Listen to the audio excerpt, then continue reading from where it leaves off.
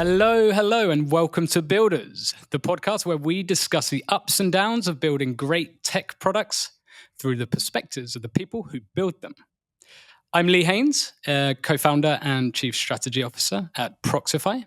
And today, we're excited to have Anton Jarnheimer on our podcast, the medical doctor and Proxify co-founder as well, who left his medical career for business and tech, with his younger brother as his boss. Growing up with his brother on the countryside on Öland, a serene island in the Baltic Sea in the southeast of Sweden, he started to combine medicine and business at an early age. Unaware of any harmful substances in cigarettes other than nicotine, he decided to help smoking pupils at the local folks' high school by selling them homemade herb cigarettes rolled in notebook paper. Interesting. Free from both nicotine and excise tax, leading to good margins. And who doesn't like good margins? He later started medical school, favoring the path of healthcare over business. During this period, he dedicated himself to global health research before heading out as a doctor. But the entrepreneurial spirit resurfaced and triggered a shift from medicine into the tech industry, a story we will dive into shortly. Welcome to the show, Anton. Thank you very much, Lee. Nice to be here and chatting with you in a different format than just over lunch. For sure. How's everything going? How are you doing? Pretty good. A bit sleep deprived. Little baby at home. Sleeping like a baby is not really. Yeah, it's not a good thing. Yeah. They wake up and cry a lot. I don't know what they mean when they say that. No. But let us get to it. Apart from that, I'm pretty good. Nice. Let's get to it. Like I said, how did you get here, Anton? From a medical doctor to chief product officer at Proxify. Your story, your career is an unusual one. Tell us about this change. Yeah, like in short, I think it took me a lot of years before I dared not to play it safe. I think that's one explanation. I mean, all the way when I was applying to get into the high school I wanted, I was kind of debating between, okay, should I go into more like a business orientation, or should I go more into natural sciences? And eventually ended up going to the natural sciences. And after high school, I actually applied for business school. But then I went out traveling for a year, sabbatical, and somehow, I don't know, changed my mind. And I think it was the playing safe part here. So I applied to med school and I got in. And then, embarked on that for quite a few years. And I was always peeking at my brother a bit, who actually went to business school and then eventually ended up founding Proxify together with us.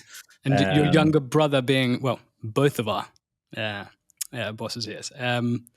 I was gonna say the fact that he went to business school and that was something that you considered in the very early days. Did you always, even whilst you were at med school, was it something you were like, I regret not going, or how do you look at it now? Yeah, definitely. And I think I was always a bit jealous of his endeavors and him doing startups. And when I had time off, I usually went up to Stockholm, and I was like played a tiny part in some of his projects, and I thought it was a lot of fun. But then I kind of told myself, well, if I want to combine medicine and business, it's better to do medicine as the foundation, and then later on I will be able to add business on top. But medical school is not great for doing anything else than becoming a doctor. Right. I would say 95% of what you what you study is about like diseases and treatments and so on. But then there's a 5% which is about, I mean, you're as a doctor leading teams, and it's a lot of problem solving and also, I mean, consuming a lot of information and so on, and making sense out of that, which can be useful in other settings too. But I think that's why it's so hard to kind of like take the step out of medicine to do something else, because you are kind of throwing it away in one sense. So I get that, and there's a lot of effort and time that's gone into it. But in that sense, did you find it hard to transition, or kind of to leave that field and go into tech? As we're going to talk a little bit more about. It was a step-by-step process. So when I was doing my medical rotations before you get your license as a doctor here in Stockholm, at that time we had already founded a small business, Victor and I, in 2015, that was about like digitalizing different stuff. And so I moved up after medical school was done. I moved up to Stockholm, started to work in medicine, and I started to do my medical rotations. And I actually took a break from them to embark on a fellowship. It was called the Clinical Innovation Fellowship, where you worked in. It was kind of like a multidisciplinary team. So in your group, you were one business person. I was super lucky to actually have the previous head of engineering at Skype in my team. So yeah, super cool. And then one engineer, not necessarily a software engineer, but some sort of engineer. And I had more of like a data scientist guy, and then also a designer. And we were supposed to solve problems through clinical immersion. So we went to a hospital, to a specific ward, where we observed the people working there for quite some time, and tried to find like the true needs, like the true underlying problem. And based on this design thinking approach, that you're first identifying the need, and then you're going to find a good solution, as opposed to the tech push setup, where you have a really, really sexy technical solution, and then you try to find somewhere to adapt it. So that was kind of like the first step for me, where I still just like on leave of absence from my medical rotation was able to kind of like try out the borderline medical business. But also transferable skills there applicable in Proxify today, where you're finding where we have our most acute needs and the optimal or the best solution for that need, and what we should focus on. Yeah, definitely. And I think for all, product management, since I'm coming from the product side in business here, I was really helped about like having had that design thinking fellowship. And it's serving you well to this day. Exactly. No, but then I completed my medical rotation. But during this almost a year, then the fellowship, I came in contact with a bunch of different companies, and this was the time when health tech started to become really, really hot. This was around like 2017, 18. And I actually then was not going back to Proxify, because Proxify was at this time in the inception around 2018 there. 18, and I was on the sideline. Talking to my brother almost on a daily basis, but I wasn't really ready to step out of medicine completely. So I started to work at Kry Livy, health tech company here in Sweden, and actually across Europe, one of the and largest. It was Kry here in Sweden and Livy in France and the UK, was it? Or Yeah, exactly. So it was called Kry in the Nordics here and Hmm. also Germany, but Kry, which would be cry in English, Right. wasn't the perfect name No, not for a for a health health startup, related. or maybe it would have been spelled with a K though. Yeah. So yeah, no, it was called Livy in those other markets, Hmm. and I think that was really me finding the sweet spot between business and medicine. Hmm. It was an amazing place to work and kind of like learn the skills of product management, because I was part of the R&D team and Hmm. product at Kry, where I stayed for 3 years. And I mean, it was kind of a superpower to also be a doctor, be able to use our products and Right. know how our users think. Because I Mm. was most of the time building products for the clinicians working on the Hmm. telemedicine platform that we hosted. And I guess you were fairly unique there in the sense that you were product owning or kind of project managing while being a doctor or a fully trained doctor at that at that time, right? Yeah, we were Mm. not. We were only a few of us Yeah, at the company at that time. So yeah, exciting. so that was kind of like my first transition out of clinical medicine. Hmm. So no more patients, Hmm. even if I saw a few patients in the telemedicine service there. Hmm. But then eventually transitioned out of that too. And after a couple of really good years at Kry, we were going to go on the same kind of like journey with Proxify, scaling our internal R&D team, Yep. building out new teams, and so on. And then, I realized, okay, I actually have something more now Mm. to bring to the table than just being the house doctor. Yeah, I was going to say, and Proxify really saw that it could benefit from your experience there because Kri had scaled very, very quickly, right? And Proxify was Yeah, in that kind of phase itself, maybe at a in a different scale or a different level, of course, but yeah. um, yeah, uh, very relevant experience that you brought to the company. Yeah. Mm. So yeah, I then that was the time where I said goodbye to medicine. Mm. Uh, for now, at least. I mean, who Mm. knows what the future might hold? Mm. Um, It's super exciting journey, very very unique. But in terms of your professional experience up to this point, you've spoken about the experience in clinical medicine and everything, and up until your experience in business and tech today. Can you tell us about one horror story from this professional experience? What was the biggest thing that backfired? um, like I don't know, like a horror story. I mean, as a doctor, that's when someone gets hurt. Yeah. I would You say don't I you don't need to haven't tell us really about that had. one.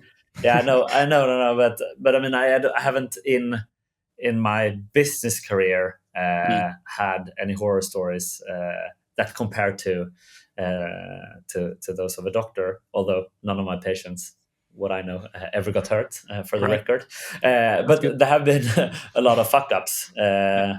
Again, not in medicine, but on the business side here, because Mm. when you are, I mean, when you are in medicine, and the same goes for when I was working at Kry, and when you're working with people and people's health, you really take extreme precautions, and yeah, it's a lot of safety Mm. around everything, Mm. essentially, to prevent people from getting hurt.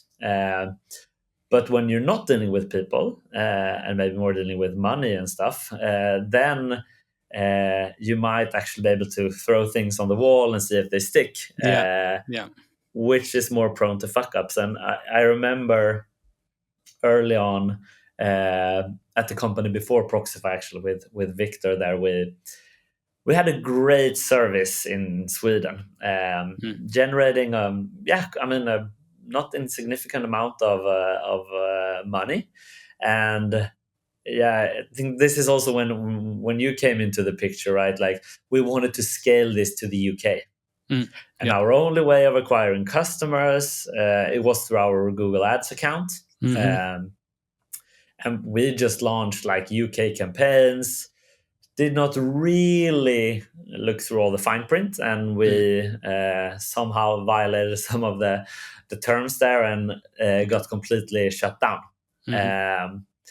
Which meant that, I mean, the UK business was not really thriving yet, so Mm-hmm. didn't really matter. But in the fall, it dragged the Swedish business with it. So that was we were from one day to another, without any customer acquisition, Mm. uh, which is was quite harmful. We even had to incorporate a new company to be able to get our ads in Sweden up and running again. So that was sweaty. Yeah. I bet you remember. I remember it Um, all too well. I still wake up from nightmares today about those days. I think the scary thing is like you said, it was like literally from one day to the next where you're not able to reach your customers, right? And that's obviously you depend on that, you rely on that. So yeah. that was I would agree. That's certainly something that backfired in my career as well. But yeah, the annoying thing, or the most annoying thing, is that we had good traction in those markets that we were expanding to, right? And then you're fully dependent on, say, Google Ads in this case, where any change there can have a huge impact on your on your everyday running of the business, and it did in this case. But And then just a learning from that, I think, mm, is that don't depend on one channel. exactly, It's been, exactly, yeah, the hard yeah. way. We learned the hard way, certainly. There, the good thing from that is that it actually pushed us to um, create or found Proxify today. So, you Very know, true. silver lining. But let's forget about horror stories, or rather focusing on the negative, Anton. What's your biggest win? What's been the most notable achievement of your career so far that you're proud of? And also, what gets you up in the morning? What makes you go to work? Well, what makes me wake up in the mornings these days is little baby. He wants to Amen. start a day at Amen. 5, usually. When, to be honest, I'm not really. I mean, I like mornings, but 5 is a bit too early, even for me. But I mean, apart from that, what really makes me proud and what I think we have achieved, I mean, it definitely has to do with Proxify. I mean, every month we're paying, I mean, around 1,000 of developers around the globe, giving them, opportunities that they could not have had without Proxify, and at the Mm, same time, we let our customers work with these developers, and they can, in a much quicker way, build their products. mm, I think that's something I'm really proud of, and just seeing the whole organization, how it's been growing, and where we are today, even having a little podcast. Who yeah. would have thought? Um, Right. Exactly. Yeah. Very, very well put. When you think about how many developers we're paying, kind of supporting their kind of livelihood, it kind of really makes you think in a whole new way. I agree. I also think it's good that we're kind of helping. There are a lot of clients that are working on really kind of positive projects in terms of kind of social responsibility, environmental impacts, and stuff like this. And I think that's something we can really be definitely. proud of as well. Our kind of direct or maybe indirect impact there as well. Definitely. Mm, Definitely. And I mean, what I get really happy about is when, I mean, let's say a client, they've been looking everywhere to find a developer with a certain skill, mm, and they come to us and they find that person.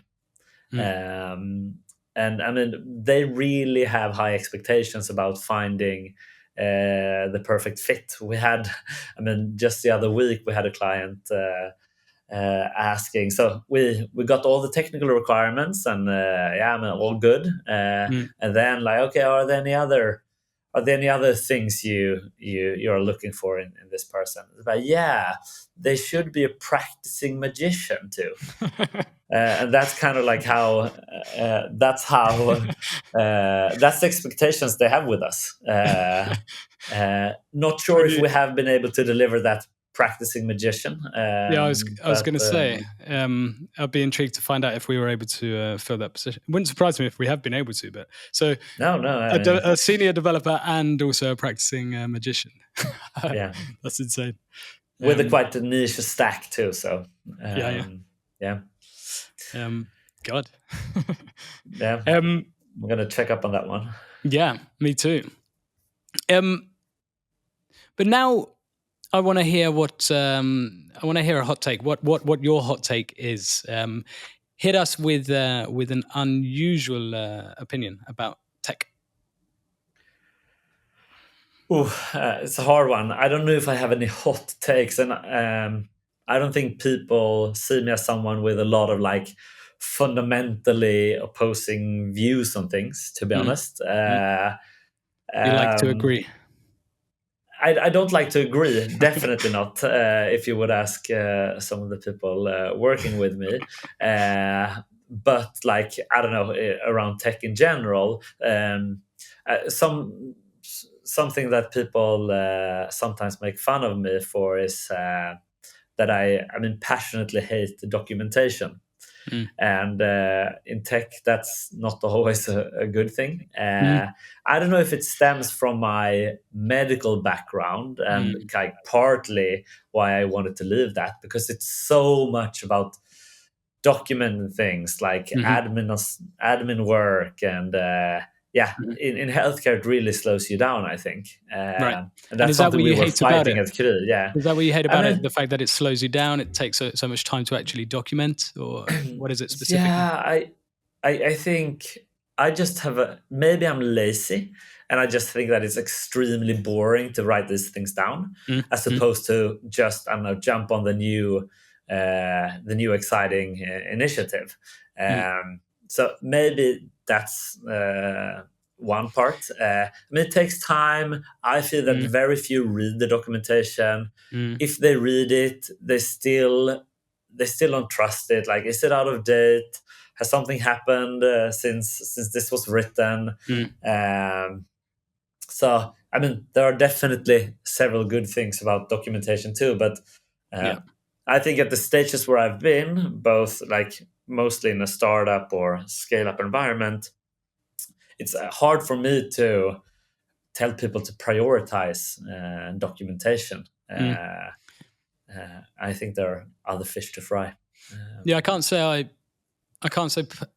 personally know anyone that likes documenting or kind of the process of documentation. I'm sure they exist, but I think I'm on your side here. I'm not a massive fan of the processes. Maybe it's not an unusual opinion then. No, potentially not. But a valid one nonetheless. Yes. We're going to hit otherwise you would just have heard that I mean AI is it's increasing now in product management. Exactly. But now we're going to hit you with a round of rapid fire questions about tech products and your opinions. And the first one, a classic one now at least in this day and age, you just mentioned it yourself as well. AI. Will AI take over the world? I mean, yes, definitely in the sense that it will be everywhere. I mean, it's already starting to be visible in many parts of the society. But yeah, I think it will take over. Then will it take over? I mean, kill will us it take all. over with us in charge or with not in charge? That's I don't know. I'm a bit worried, to be honest. I really think we need to take, I mean, the threat of extinction seriously. Mm. Yeah. I'm not an expert. I don't see us being extinct in a couple of years' time, but these are things that are, we're so used to being the superior creature, the smartest, and there will be things that are much smarter than us, and I just think it's hard for us to understand what that would be like. So I really think we need to take this seriously. Yeah. I think it's maybe the experts building these tools and everything. They're maybe the ones in the know, but otherwise, I think it's very, very hard to, when people speak as if they know everything, when no one saw, no one really predicted that we'd be as far advanced as we are now today, and then you get to thinking about, okay, well, where are we going to be in 1 year's time or 2 years' time? Yeah. You hate to think like, okay, where are we going to be in 10 years' time? It's just there's no point in thinking in those terms now. GPT 15, like what would that do? Exactly. Yeah. Next But it's a bit question. scary when you have a little kid too. Like, okay, Absolutely. what will it be like? Yeah, when they're 18. Yeah. What Victor and I have like? spoken about this as well. Victor, the CEO, your younger brother, of course. We had kids 2 days apart, as you know, Anton. And we've been speaking about, and it's the same with your little one as well. It's more, okay, well, when they're kind of leaving university or high school or whatever, what's the market going to look like then? What are jobs going to look like then? And that's kind of, it freaks me out when I start thinking about it, really. No. Yeah, I don't even know if I'm going to put him in school. He can Right. just be out playing. You might not need to. Have fun. Yeah, no. Exactly. Yeah. But yeah, next question. In a hard decision, would you trust the data or your gut? If the data is extremely convincing and talks against my gut feeling, I would have to go with the data. But I think, like many times, the gut feeling has some sort of, at least like guesstimate or like back of the envelope calculation in it. At least my gut feeling. So the gut feeling is good, and I think like in many hard decisions, there is not enough data. And then I really think you should go with a gut feeling instead of just like, I don't know, waiting for the data or it can still be an informed decision. You can, but exactly. I like the gut feeling. If you have some data in your gut. Exactly. You can be data driven, but only if there's enough reliable data to be driven by, I guess. If you could master one programming language overnight, which one would it be? I should probably not pick any of the languages that we are using internally here, because then I might just end up having to help building all the things and not do what I should do. They might not like me, like pair programming with them. But I like data, so maybe Python. Although, like in my day-to-day job, what would help me the most is probably to be just like super kick-ass in SQL. I don't know, but okay, I'll pick Python. Python can be used in lots of different areas as well, so it's quite it's useful. Yeah, good choice. Which tech company's office would you love to visit and tour for a day? Good question. I've been at Google once. Being a Swede, I was mostly impressed by all the free food and drinks and stuff.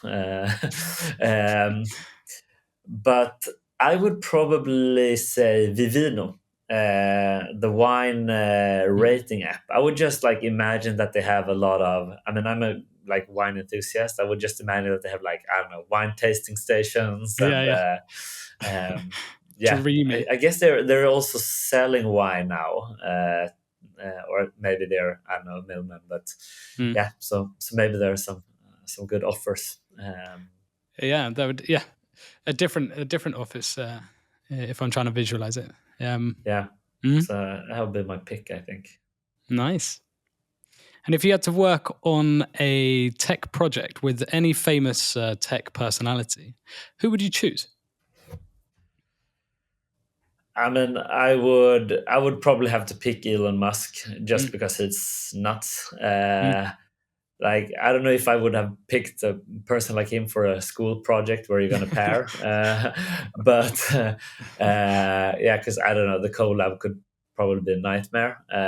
But just because he's a remarkable character, I would probably pick him. It I don't just know. doesn't seem to stop.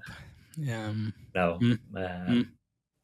It would be nice just to kind of like try to see what's in his brain. Yeah, good choice. I think there's a lot to learn about what to do, but also what not to do. Yeah, Definitely. yeah.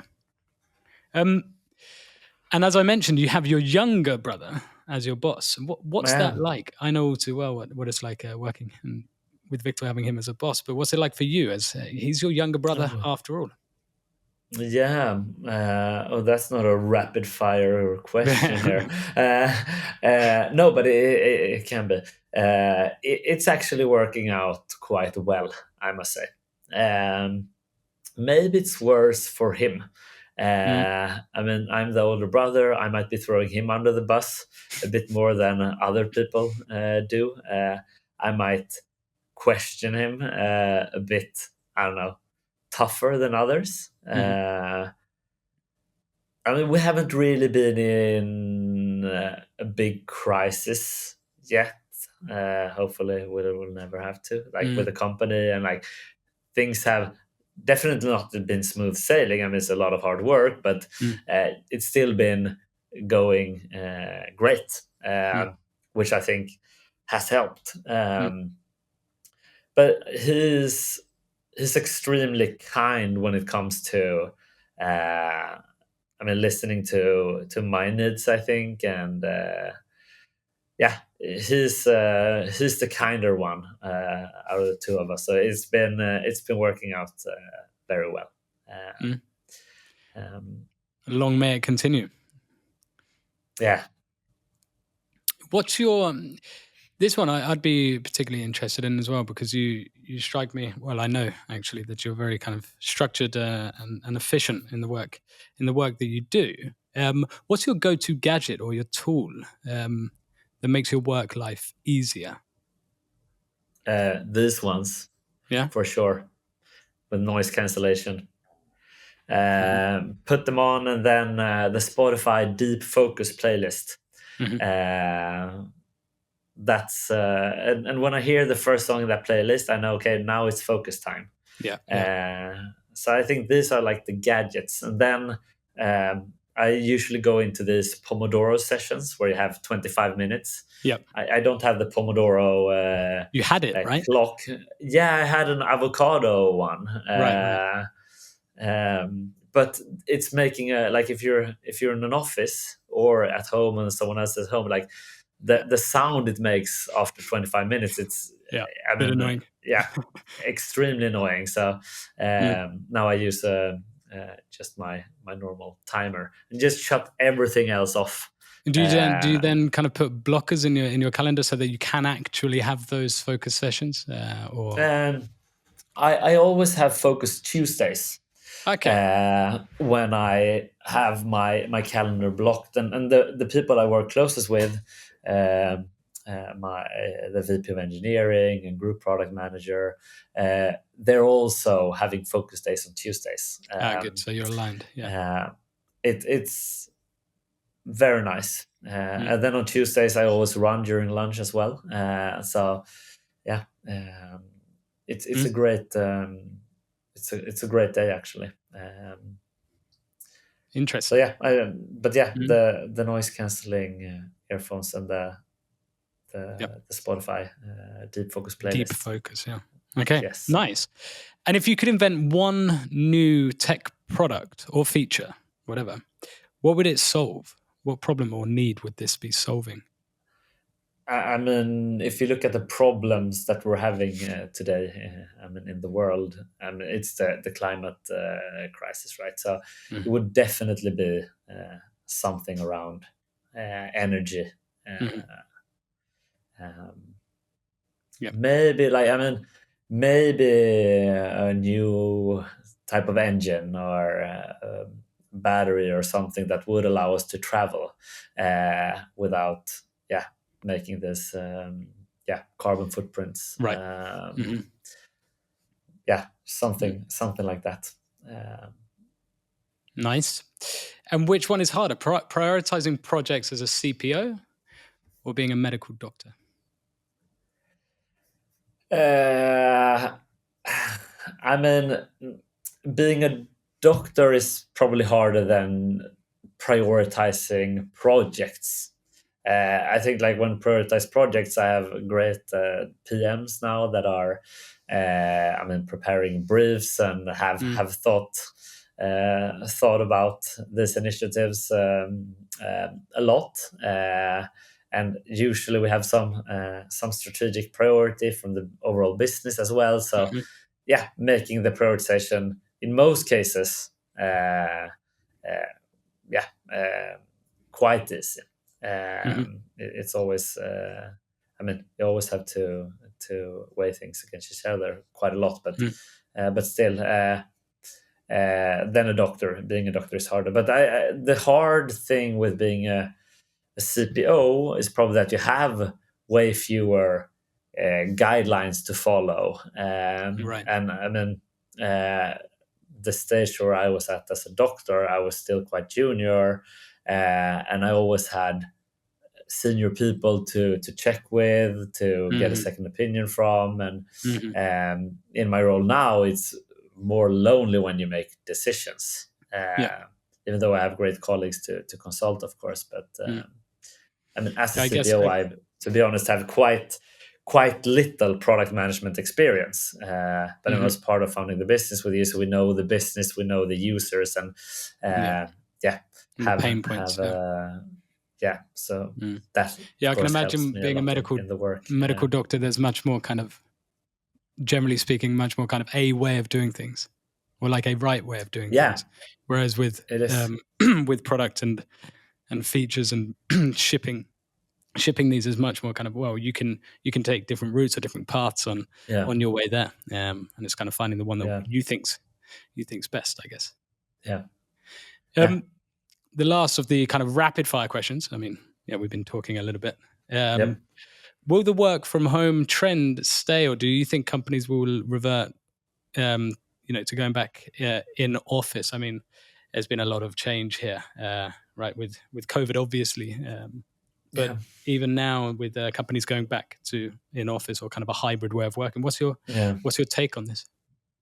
I mean, given our business model here, you'd be surprised if I say that I thought everyone was going to come back to it was to a trick office. question. No, but I definitely think it's going to be hard for companies to recruit with a full-time in-office policy, and I can see that. I mean, in medicine now, the kind of like attraction to medicine and so on, I think it's in one way starting to wear off. Maybe not applying to med school and so on, that's still extremely popular. But when you get out and start to work and compare yourself with other people that have a bit more flexibility in terms of like where they're working, they might be able to work from somewhere else for a few days. If they are going away for the weekend, for example, if they, like it just works easier with your life in many regards to have that flexibility. So it's going to be hard, I think, in medicine to recruit people working full time in hospitals. And I know in primary care now they are starting to allow days with admin work from home and have your follow-up with patients over video and so on to cater to that. But I think it's going to be a problem. So Yep. we're going to see, I think, a few companies that are having a lot of days in office. But I think like the vast majority of companies will have some sort of hybrid model like we do at Yep. Proxify. And I think what's evident too is that if you are going to compete for the best talent, not only because they want to have the flexibility, but you might need to go beyond your city. Yep. And I mean, that's been super evident with the business we're running. Where you're Completely able to agree. find great talent in a different country. For sure, it opens up so many more kind of opportunities, possibilities for the recruiting company, right? But also that it's more like the new, or not so new anymore, but like it's a norm for those actually looking for their next place of work. It's like, well, actually, this is a requirement for me. I want to be able to work from home. So yeah, from both sides. Next question on the theme of using technology for good, for kind of a positive impact. Can you discuss a tech project you've been a part of that had a significant impact on, for example, society or on the environment, for example? Yeah. I mean, if we're looking beyond Proxify, then maybe, which I mean is, I would say, distributing opportunities across the world, which I think is very good from a societal point of view. But I mean, the things we were working on at Kry, the telemedicine provider, definitely. I mean, that was definitely having great impact. For example, I mean, just shortening times to get to care in many cases. It's not always a good thing. Sometimes it's good to stay home and wait a bit, but there are definitely cases where you know that you need to speak to someone, you know that you need to get a specific treatment, and being able to handle that in maybe 5 minutes, 5 minutes of a doctor's time, as opposed to someone maybe booking a 30-minute visit with you at the care center, where the rest of the time will be will just be like blocked from someone else. I think that's in general, like, digital health has great potential when it comes to offloading doctors and the society. A good point. Very good point. And I'm interested in this next question as well, Anton. It's about who's been the most influential person, like mentor, not necessarily mentor, but person in your career. What's the most valuable advice they've given you? Oh, I mean, I haven't really had a mentor in that sense. Of course, my brother, definitely. I mean, he's been influential in the way of like supporting me and kind of like pulling me to where I am today, which I'm super grateful for. But also the chairman of the board, Michael Berg, he's been kind of like a mentor, not someone I call on a regular basis, but we meet a lot, and he usually comes with a lot of good advice. And he's been on board, or on the board, I should say, since yes, the very, very early days, right? Yeah, since even before Proxify. He's been around for a long time. I cannot come up with like a specific piece of advice that I've got. Focus on the gross margin. Yeah, exactly. Exactly. Is there a book, a specific book that's profoundly influenced your professional or your personal life that you'd recommend to me, to our listeners? Not that has profoundly influenced, but that I maybe want to influence me more. I mean, one book I really like is High Output Management by Annie Grue, the former Intel, I guess, co-founder, but yeah, CEO. It's an old one, but it just works still. It's about everything from, I don't know, managing your time to how you treat your coworkers. Like I really like that.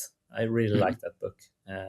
And I might be thinking of the wrong one. Is that the one where he talks about the hedgehog concept? No, or which one is that's that? also no, yeah, that's by Jim Collins. Yes, Good to Great. Good to That's Great. That's it. also that's also a great book. I know. Yeah, you and I have spoken about that one in the past. So I kind of half of me Yeah, expected you to mention that one, but yeah, and in yeah, particular no, that kind of that's hedgehog also concept. that's definitely a great book where he takes more of like a scientific approach. Right. They kind of research loads and Um, loads of different companies, right? In that. exactly, Yeah. and kind of Yeah. like look at what they have done to really become great companies. And Exactly. he also has one that's more like for individual contributors. That's, I think, Great at Work, where he studies what really makes you great at work. Yeah. Where he kind of like starts off with, I think he was at BCG at the time, and he had a colleague and she was not working that much. But she always delivered more. She went home early, and he was like, "What the hell is she doing?" And that kind of like sparked the idea, I think, for the book, or that eventually became his research in the book. So there we have Yeah, 3 book both of those recommendations, are, not yeah, just one. 3. Yeah. My girlfriend would laugh at me if she heard that I was giving book recommendations, because she thinks that I never read. And what about remote work challenges? We know all about the remote way of working all too well at Proxify. Remote work challenges. What challenges have you faced while managing or being part of a distributed team like we are at Proxify? Like, so my entire team, the entire R&D team of around 40 people here at Proxify, we're working remotely. I'm the only one in Stockholm. I would say that the biggest challenge is probably around trust building and kind of like team building and connecting on a more personal level. I wouldn't say that I've overcome it fully, but we have definitely, definitely come far. Something that's super important is to allow yourself to have some slack in the meetings that you're having. Allow to chit chat a bit in the beginning of the calls about nothing work related. Try to schedule a coffee sometime and just chat with someone. I think that's something that's quite easy to do, and that really strengthens the bonds. Yep. One of our teams, maybe 2, they're actually on their stand-up talking about their feelings, and they have this like wheel of emotions, and then you go around, and then you tell people how you feel today. And I mean, it starts off with everyone saying excited.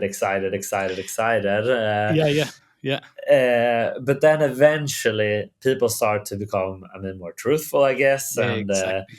And I mean, the teams that have been running this are quite well and quite tight today. Yeah. I hear exactly what you're saying. I think because we used to do it as well when I was working more or much more involved in the product side of things. And you're completely right. In the very beginning, everyone just says those very kind of normal kind of generic words like excited or I don't know, happy or whatever. But then as people kind of see this wheel as well that they all have access to, with loads of different words that kind of describe different emotions, the more you kind of feel at ease or kind of trust the others you're working with, the more you kind of open up and actually say how you're feeling. It's a super good and I mean, if you have even if you're working remotely, if you have the chance to, I don't know, once or twice a year to actually meet up in person, it is great. Like I have to admit it. Yeah, it helps massively. Yeah, for sure. Yeah, for sure. Nice, Anton. Do you want to add anything here before I wrap up? No, not really. I'm quite happy. What are you going to be going back to today when you go back to your screen? What are you going to be working on? I'm actually going to prepare a bit for our. We have with the board a 3-year plan meeting next week, so I'm gonna prepare a bit for that. Nice, exciting. Well, and probably a few notifications on Slack here. No doubt. No. Well, that wraps up this very insightful episode of Builders. A huge thank you to you, Anton, for joining us today and sharing this roller coaster journey. Very unusual, very interesting, and your valuable perspectives on the ever evolving tech landscape. For our viewers and listeners, we hope today's conversation sparked curiosity, inspiration, or even a new perspective on how technology intertwines with our daily lives and careers. Maybe you too are actually looking to transition from a medical doctor to a CPO or to tech in some way. But thank you very much for tuning into Builders. And until next time, keep building, keep innovating, and keep pushing the boundaries of what's possible. Keep on keeping on, and ciao for now.